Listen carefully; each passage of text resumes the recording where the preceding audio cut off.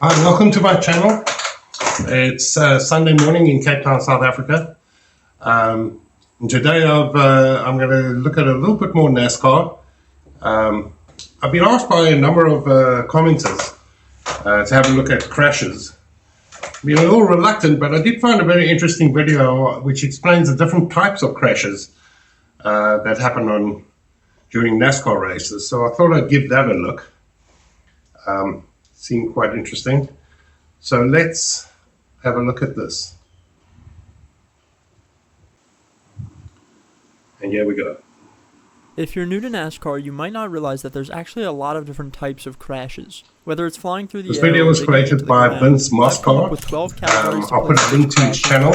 Here they are. Please give him a like and subscribe as well as I have. The type of crash is the blowover. This occurs when a car is going very fast, Blowover. usually around 180 miles per hour or more, and gets turned to the left. With the car facing the wrong way, Whoa. the aerodynamic components on the car stop producing downforce and start producing lift. And next thing you know, the car is upside down. Wow. Blowovers are most common at Daytona and Talladega, where there's enough speed and enough room for takeoff. But they can also happen. He must have gone 50 meters in that. Some of the most famous examples of blowovers in NASCAR history are Ricky Rudd's at Daytona in 1984, Bobby Allison's in 1987, which inspired the restrictor plate, Rusty Wallace's at Talladega in 1993, and Ryan Newman's in 2003 at Daytona. NASCAR introduced roof flaps in 1994, which activate when cars turn sideways in order to keep things on the ground, but they don't always work. Recently, we've had Josh Berry go upside down and slam the inside wall at Daytona, Corey LaJoie flip at Michigan, and Ryan Preece flip earlier this year. That last one is interesting. So the underside of the car is flat. I'm assuming that creates a bit of lift as soon as the car gets slightly airborne at those speeds. The lift, it becomes completely aerodynamic. It just flies.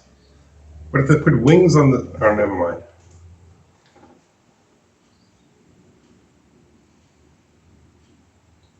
You'll notice that Preece doesn't turn around, but he still blows over.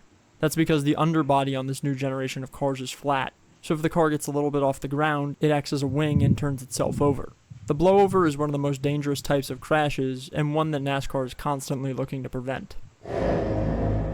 We go straight from one of the most dangerous to the most common and harmless. The spin is a simple product of driver error. NASCAR drivers are constantly pushing their cars to the limit, so if they step over that limit by even 1%, the car will get sideways.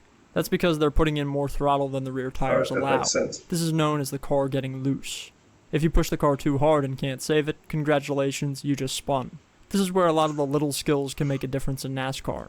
How close can you get to the line? With the saves coming, I assume. That little 0.5%, when added up over 200 plus laps, is what makes the difference between first and last. And now to the absolute most dangerous type of crash in NASCAR. Oh no! Crash.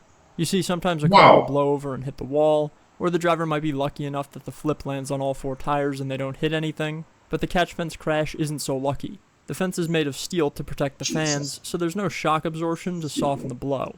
Instead, if you touch that fence, the car is ripped into pieces. It's basically a cheese grater. It's not uncommon to see cars cut in half with the engine ripped out after just touching the fence.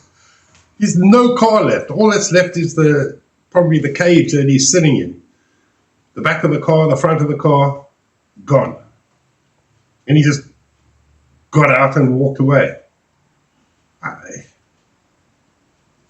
The interior cage, there must be a massively strong interior cage in this car that prevents them from being crushed, obviously. But that fence is incredible. I mean, rather the fence than plow into the crowd. Would it make sense to just put the crowd higher up, perhaps?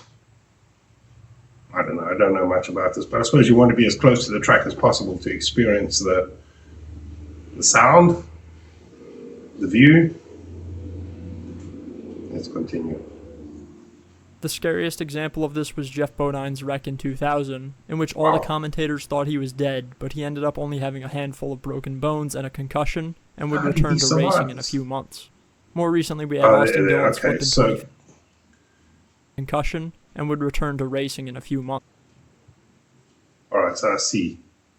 That cage on the inside is incredible, but it's hard to tell if there's anything on the top if someone lands on top of him. But I can see on the sides, at the amount of steel, I assume that's there, iron. I mean, that would add incredibly to the weight of the car, but I assume it's absolutely necessary. I mean, these guys would be dying every week in these type of wrecks.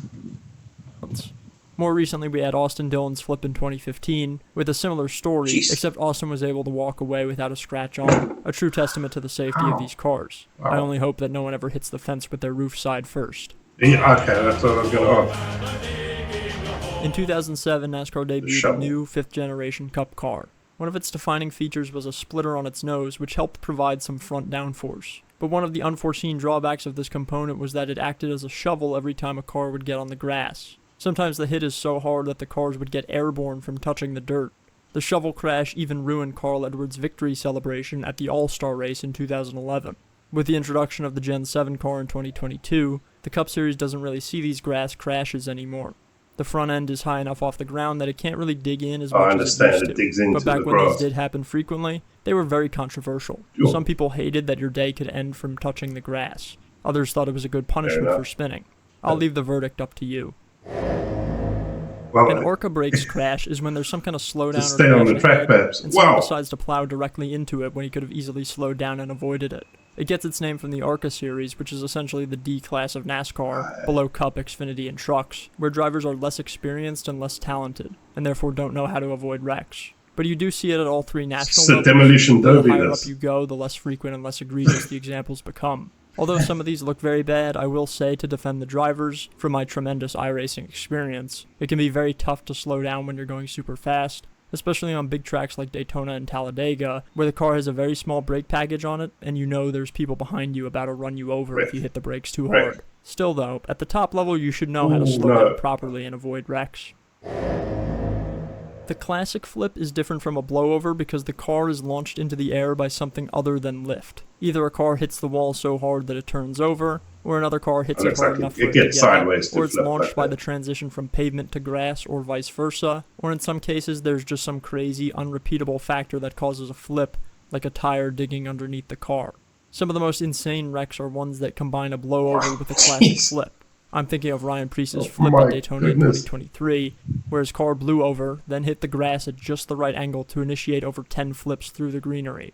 These types of crashes are why tracks like Daytona and Talladega have been gradually removing more and more of the grass in the infield. Less grass means less chances to grab the car and make it tumble. Some of these get really That does add to the excitement, having the grass there, don't quite make it all the way over, like as a Austin Dillon spectator in sport. 2013, and others roll along the ground, like Kurt Busch earlier that same year, and Chris Buescher a few years later. I have a question though. As a fan of the sport, I mean, do you look forward to crashes? I mean, is this something that you want to see as part of the race? I mean, it's a bit of a weird thing, watching, looking out for car wrecks.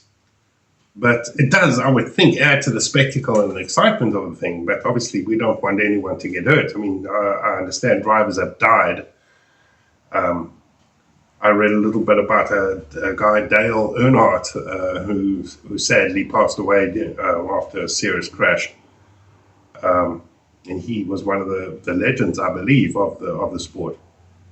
So we don't really want to see people getting hurt, but I mean, the spectacle is just incredible. I mean, watching this must be amazing to be at the track and see something like this. Maybe I'll get to come over one day and have a look and have a watch. Do these stadiums sell out for every event? Is it that popular?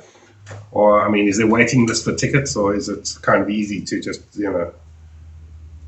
pitch up on race day and get into the ground? I would assume not. It looks like they're big crowds, but they do look like there are some empty spaces at times. Now we get into some different types of car failures that are no fault of the driver. Cutting a tire is fairly common at intermediate tracks with high speeds. There can be a lot of stress on the right front and right rear, and if the teams went too aggressive with tire pressure, because always or turning left, right? Too soft of a tire, there can be big crashes. Typically, you see these tire cut downs in the middle of the corner when the load on the tire is the highest. If it's a front tire that goes, the car will look like it lost the ability to steer and will slam into the wall. If it's a rear tire that goes, the car will instantly spin around and back into the wall. Contrary to Richard Hammond's quote that oversteer is best because you don't see the tree that kills you, cutting a front tire tends to be safer because the front of the car is better built to withstand impacts, and if it happens on the straightaway, you can hug the wall to minimize the hit. Brake failures are most common at tracks which involve heavy braking, like road courses, Pocono, and Gateway. These kinds of tracks can also be the most dangerous because they often have a long, high-speed straightaway into a sharp turn. This is why brake failures tend to be some of the absolute hardest hits that NASCAR drivers will see in their careers. You'll often see drivers lose brakes on the straightaway, panic entering a turn, and just turn left as hard as they can. This only makes things worse because they slam the wall nearly straight on, and it's happened countless times, especially at Pocono. Just like cutting a front tire, the wise thing to do here is not turn left, but turn right, hug the wall, and spread out the impact of the slowdown so that you don't have trouble walking the next day. Although there weren't any... What is he looking for? Looking to see what happened, or looking to see if it can be fixed? Reported injuries after Jimmy Johnson's brake failure crash at Pocono in 2017. He never won a race after that crash, so some fans theorized that it was the beginning of the end for him. The big one is the most popular type of crash among the fans, or at least the ones who root for destruction.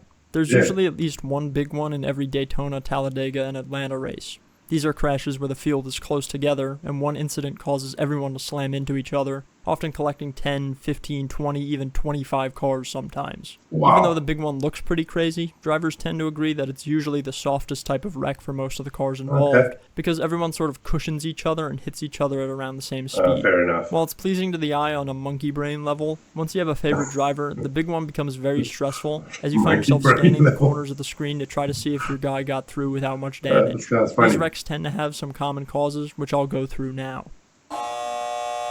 The late block can be a desperate move at the end of the race to try to maintain first place when you know that if you lose the lead, you lose the race. It doesn't even have to be for first place either. It can be in the middle of the pack too, and that might do more damage to the field. It can also not be out of desperation at all. It might just be a genuine mistake from the driver, or his spotter calls him clear when he isn't, regardless of whether it's a mistake or intentional. Spotter?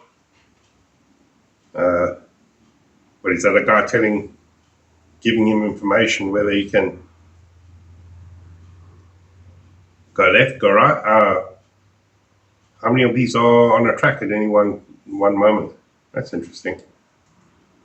Drivers tend to get frustrated by aggressive blocks, especially when they're early in the race. The other typical cause for the big one is a bad push. At these fast drafting tracks, the cars are so close together that they need to physically push each other to get ahead. But the problem is that if you push too hard and at the wrong angle, you'll instantly turn your drafting partner sideways and cause a big wreck. The same people who tend to be guilty of late desperate blocks also tend to be aggressive pushers. So they actually physically hit the car in front of them to nudge them forward, but I can see that causing problems. Like you said, if you nudge him a little too hard, it's tickets, man. And sometimes they do mess up, but bad pushes are often less over-aggressive and more so just poorly done, maybe by inexperienced drivers. The rarest cause of the big one is rain. NASCAR doesn't race in the rain, at least not on fast oval tracks. But sometimes the rain pops up too quick for NASCAR officials to notice, and by the time they realize it, half the field is wrecked. This happened so most frequently in Daytona in 2022, but like I said, this is very rare. And even in the other times in recent memory where it's rained, it's only taken out a handful of... Do they just call off the race and race it on another day, or how does it work? I mean, if it's raining before the race starts and this continues raining, then is it just called off?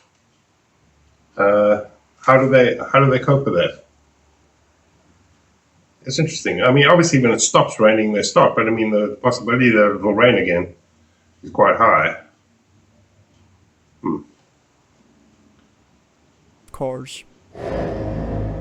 This next type of crash is all too familiar to a driver like Ryan Newman, who had cars land on top of him 5 times throughout his career. The stack crash, as I'll call it, is when cars vertically stack up on top of each other, and sometimes even come to a rest with one on top of the other. This can happen in several different ways. A car might blow over onto another, a car might slam the wall hard enough to be lifted and dug underneath by another, or sometimes one driver can use another car as a ramp and land on top of it. Always a bizarre sight to see. The intentional wreck can come in many different forms. The first and most obvious is the revenge wreck. Someone took you out, so a couple Seriously? weeks later you come back and give them their punishment, since NASCAR leaves that in the hands of the drivers. The most famous example of this would be the Matt Kenseth-Joey Logano incident in 2015, but there's also moments like Dale Jr. taking his revenge on Kyle Busch, and Kyle Busch taking his revenge on Ricky Stenhouse Jr. one lap after an incident during the All-Star race. He just Sometimes nudged these it. can go too far, like with what Carl Edwards did to Brad Keselowski at Atlanta and Gateway in 2010, flipping him and dumping him hard into the wall in the field.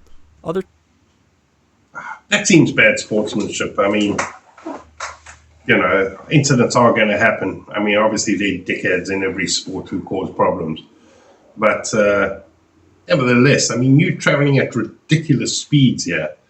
It's dangerous. I mean, if you want to get back at someone, go after the race and have a word, however you want. But causing a wreck intentionally, I can't say I'm really a fan of that. But I suppose in every sport you have people who deliberately try to hurt other people. I see it in rugby. I even see it in cricket. I suppose you see it in baseball, basketball. And I know ice hockey is a sport that it's just, skating and with a little bit of boxing thrown in between. Very violent. I'm going to have a look at ice hockey quite soon. Types of intentional wrecks have shallower meanings behind them. There's often the dump and run where a driver racing for the win just shoves someone out of his way to collect the trophy. And there's also the rash reaction to someone driving you in a way you don't like, so you just instantly right hook them and often get suspended and take yourself out in the process. Don't do that last one, kids. That's ridiculous. It wouldn't be racing if there wasn't a little bit of cheating to be discussed. The self-spin is a desperation move when all else has failed. It's pretty common for drivers who have a problem and need a caution. If you cut a tire and need to make a pit stop, you spin yourself out, the caution comes out, and you can pit without losing a lap. Some of these are very obvious, some are more subtle, but the self-spin can be used even more maliciously, like when Michael Waltrip Racing used it in 2013 to sacrifice Clint Bowyer's race for the sake of Martin Truex Jr. making the chase. This kind of thing is one of the big dilemmas that comes with having a playoff format in a racing series. With 40 cars in a race, there's plenty of room for collusion and manipulation, and the self-spin can be in part a product of its environment. So that's every type of NASCAR crash explained. Let me know if you think I missed any, and thanks for watching, everyone. Well, that was very informative, very helpful as well, so I get some kind of idea of why these crashes are happening. But is there a lot of this going on? I don't know. We discussed cheating. I suppose that is a thing. But I mean, is something we want to see as fans? Is this? It was mentioned in the comments that the fans actually enjoy it. But for me, it sort of leaves a bad taste in the mouth when sportsmen are deliberately trying to use a tactic that's not technically legal. I suppose you've got to bend the laws in whatever way you can to get the upper hand. I mean, there's literally centimeters, millimeters in every race we're talking about here. So I would assume that accounts for it. But anyway, thank you so much for watching. Thanks for joining me. Please give the video a like and subscribe to the channel if you'd like to see more of this content. Please leave a comment below. And thank you again for watching.